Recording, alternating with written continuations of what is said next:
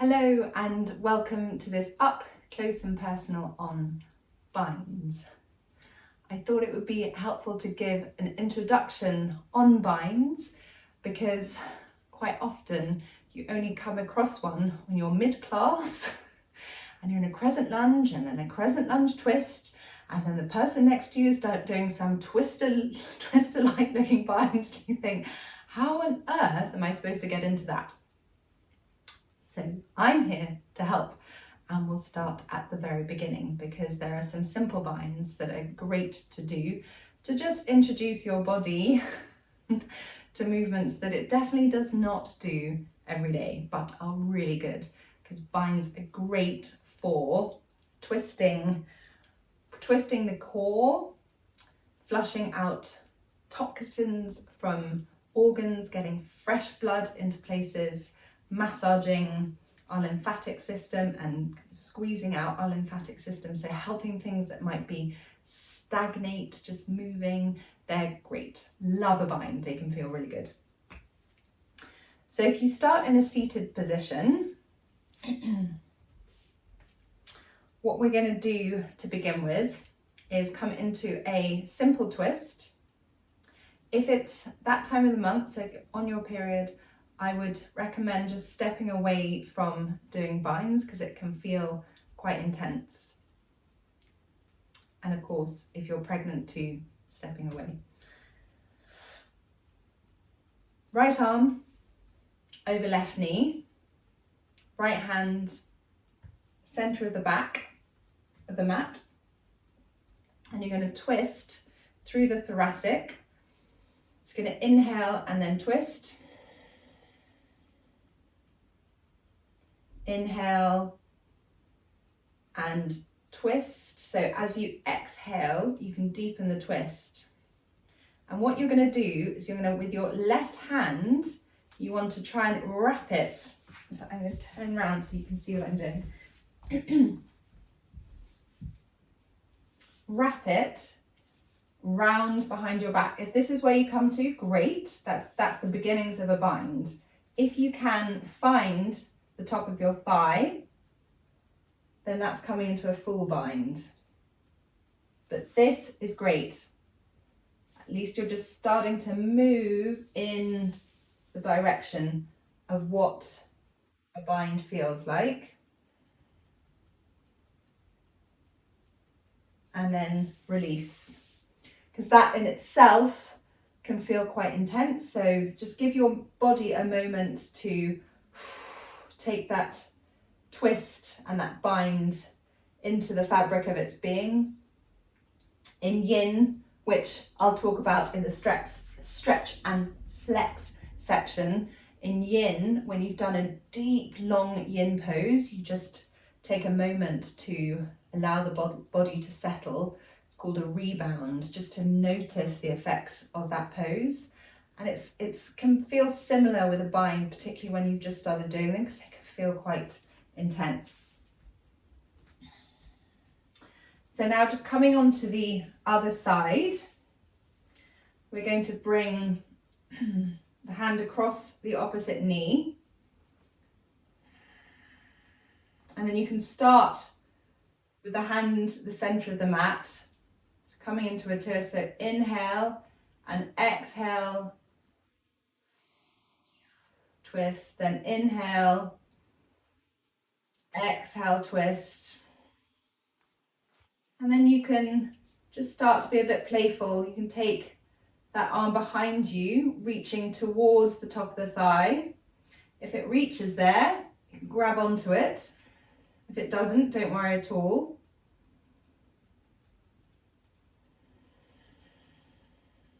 And even with another exhale, I can feel that I've got a little bit more space. Keep the shoulders relaxed, keep breathing. So that inhale and exhale really helps so you don't hold the breath as you're trying to move. And then release. And give your arms a good shake, because that can feel a lot. And then we're going to do another example of a bind. So threading the needle, which you may well have done before, you certainly will have done if you've dipped into my classes. So we're going to come into our tabletop position. So root down through the palms of the hands, press down into the tops of the feet, engage the core, support the back body, forehead facing the mat, and then bring the weight into the left hand, bring the right arm up, and then thread the right arm under the left, bringing the right cheek to the mat. And then you've got your left arm here, and what you're going to do is bring that left arm up, and you can either place it on the base of your spine, or you can go around and see if you can grab the top of your right thigh. So it's similar but different to the bind that we were in the seated position. You may well find this a little bit easier. And just come back to your breath. Inhaling and exhaling. Just see if you can relax into the bind as well, which might seem counterintuitive because you might think, this is quite intense, but the more you relax into it, the easier it will be. And then release that left hand down and use the rooting down of the left hand to spring the right arm up, and just go gently, because that, if you're not used to being in that movement can feel, you're like, oof, that release and extending up. And this time, going to extend the left fingertips up, thread under the right, and here you'll be able to see the bind more clearly. So bring the right arm up over and then hooking onto the top of the left thigh. Coming back to the breath. Inhaling and exhaling.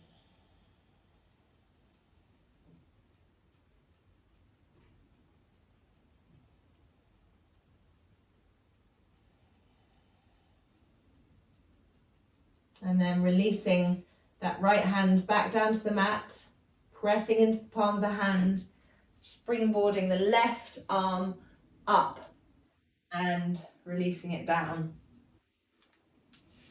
So there you have another version of a bind. The next one we're going to come to. So if you come into your downward facing dog, we're going to come into warrior 2. So extend away from the wrists, bring the weight into the feet, into the legs. Just give your head a bit of a shake. And bend the knees just to loosen out the back. And then when you're ready, step the right foot in between the hands and open up into your warrior 2. Look over your front fingers, flip the front palm, extend forwards, come into reverse warrior, and then right forearm, right thigh, and just hover here. So this is a good workout for the thighs. You're going to take your left hand and you're going to take it round behind your back, and what you're aiming to do is hook it onto the top of your right thigh. So I will show you what that looks like. So I was here, came into reverse warrior, then the preparation for extended side angle, but instead of coming up, I brought my left arm behind me. So you might just come here, you might come here, or you might grab right on to the thigh, and then what you do, come back round. What you're looking to do is rotate the obliques. So you're not rotating the bottom half, you're not yanking your head and your neck. So you're using that bind to help the obliques rotate and take your gaze upwards.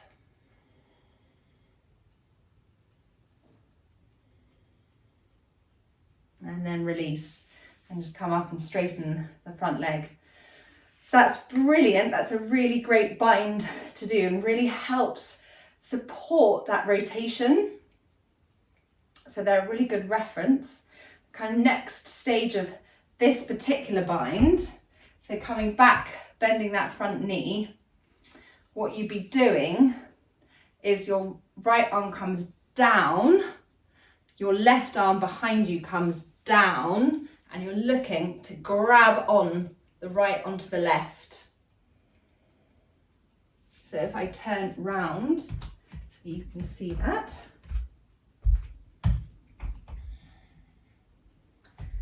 So your right arm is coming down and under, your left arm coming back and grabbing on.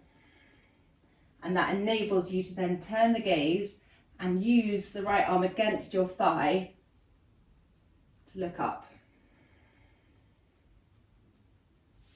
And then you can frame the right foot. So that might feel like it's not going to happen today. That is absolutely fine.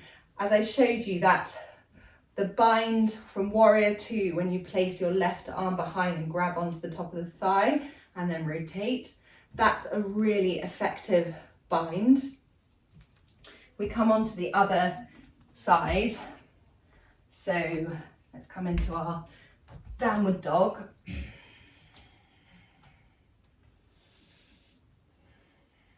then we're going to step our left foot forward, come into our Warrior 2 once again, flip the front palm, reach forward, extend up and back, reverse warrior, and then as though we're coming into extended side angle, coming into a version of it.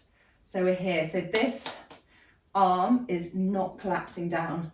We want this arm to feel nice and light, and then the back arm behind you grabs onto the top of the thigh. So this feels really good. I love it because it just helps me so much rotate. You can see my obliques are working and I'm rotating and taking my gaze upwards. It's not just my neck, I'm not yanking my neck, it's my obliques, shoulders, and then my gaze.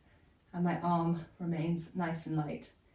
To deepen that, another way of coming into it, dropping the left arm down and then reaching up and behind and coming to the bind that way. So you can either come into it straight from your Warrior 2, so reverse warrior, and then coming down, back and under, or if it's easier, coming from here where you're into the bind or mini bind, and then coming into the full bind underneath. And in the first instance, your arms might be, oh no, they don't go that way. And then, but gently, gently, the more you do it, the more the brain, the body will realize, okay, we can shift, we can shift, we can shift. Just what's really important is to tune in to the body. So all of this, it just brings the mind into the body and gets that sense of interoception, that awareness building, and your body will tell you to step back if it feels too much. Really, really listen because you know best. If anything feels too much, you just take a pause. There's no prizes, as you definitely will have heard before, there's no prizes for getting into the full bind and doing the most extreme. That's not what yoga is about. Yoga is about doing what feels right for your body, maybe nudging it out of its comfort zone, learning and challenging and exploring. But what yoga is really about is connecting. It's connecting to mind and body, that yoking, that union of mind, body and spirit. So just keep that in mind when you're thinking about binds. So the next one, so we're going to come back into our downward facing dog once again.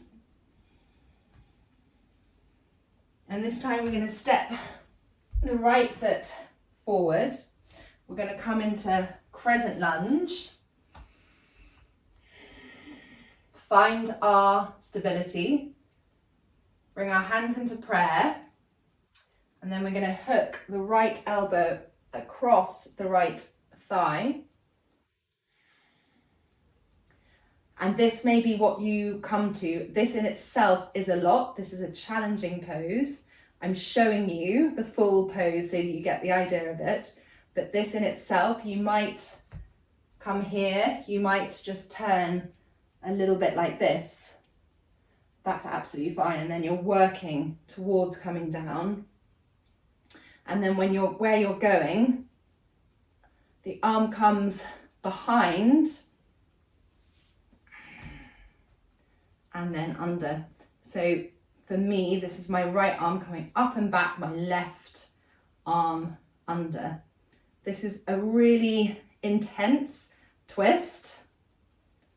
This is where you're heading ultimately. This is why I started with a really gentle bind, because this can feel quite advanced. But even if you come from here and you just get to here, that's absolutely brilliant. Release the hands down to frame the right foot. Step back into your downward facing dog. Just give your knees a bit of a shake. This video might be one that you very much do in parts. You might just dip into the first bind or the first and second bind and then pause.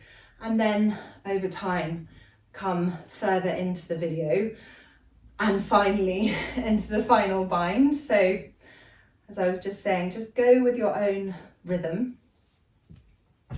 It's downward facing dog.